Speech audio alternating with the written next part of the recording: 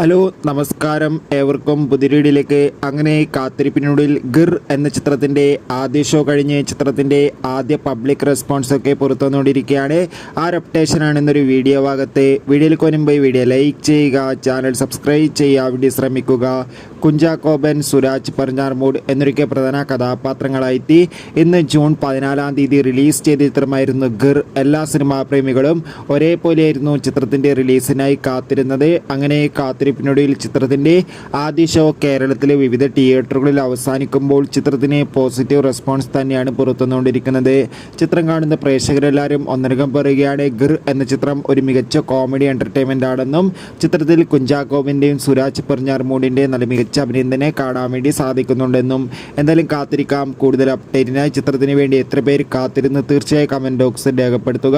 ഈ വരുന്ന June July മാസം ധാരാളം ചിത്രങ്ങൾ OTT റിലീസ് ചെയ്യുകയാണ്. ചാനൽ പരിശോധിച്ചാൽ കാണാം.